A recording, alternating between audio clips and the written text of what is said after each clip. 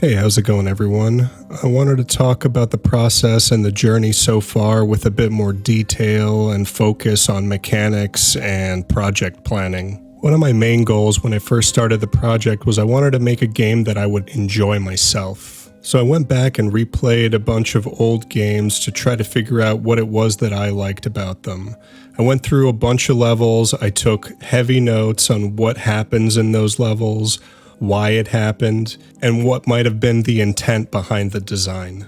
Early on, when you're trying to choose what it is that you're trying to make, the amount of options gets a little overwhelming. So I had to make a few choices early on what this game wasn't. Originally, I had wanted to make a melee combat Metroidvania, but with my limited amount of animation experience, it was just not feasible to do this as a solo developer. That is why I decided on this projectile-based style of combat. My first goal when I started making this project was that I wanted to have the character feel fun to just move around.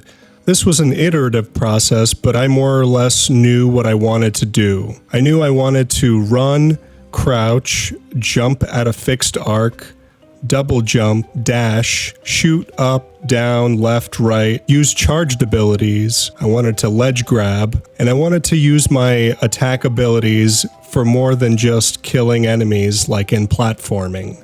I knew that in order to achieve all this, I needed to put a lot of skill points into my rigging and animation skill tree. It took lots of iteration and practice. Early on, the animation looked really rough. The running was really slow, the jumping felt really floaty, but with each iteration it just kept getting better and better, and honestly, I was just really excited to have a character moving in the game. And every time I'd make the character do something new, I felt a huge wave of excitement and thought, what's next?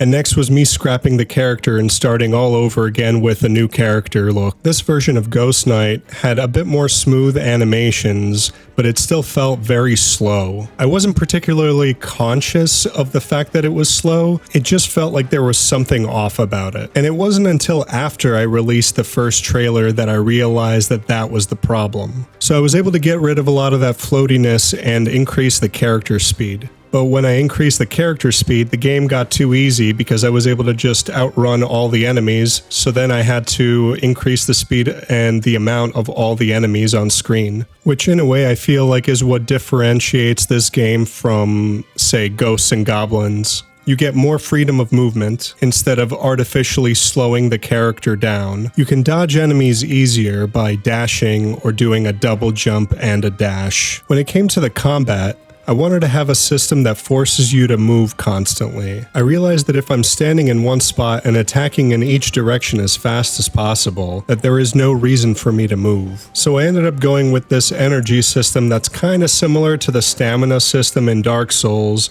that if you run out of energy, you can't attack anymore. And you have to wait until it refills, and during that time, you have the opportunity to jump and dash out of the way. In order to incentivize the player to destroy the enemies, I made it so that they drop these little ectoplasm spirit orbs that you use to light up checkpoints as well as purchase upgrades, and almost using it as an ammunition to charge up your charge ability. This forces the player to also make a choice between either playing it safe and save the checkpoint, or using it during battle to charge up your special ability. Also throughout the levels there are these little bombs that you can throw for more damage. Overall, I'm starting to get pretty happy with how things are coming along. It's definitely a big difference from where I started to where I currently am now. I remember earlier on watching a video by Mark Brown, the Game Maker's Toolkit, on Shovel Knight and nailing nostalgia. In it, he talks about how Shovel Knight didn't simply copy a game and remake it, but it kind of borrowed from many different games to evoke a sense of that retro feel, but also knowing what to modernize. I remember taking that to heart and making it a goal to not just copy one for one a game that I enjoyed, because otherwise I feel like you lose a sense of personality and the ability to stand out from other developers. And standing out these days is so important because there's so many games coming out all at once. So I think I'm going to wrap it up here, but I just wanted to say first first, thank you everyone for watching the previous video, and I really appreciate everyone's kind words. I think sometimes I end up being really harsh on my own work that I'm very hesitant on showing anyone, but I'm really glad that you guys like my work. But unfortunately, I still haven't figured out how to do an ending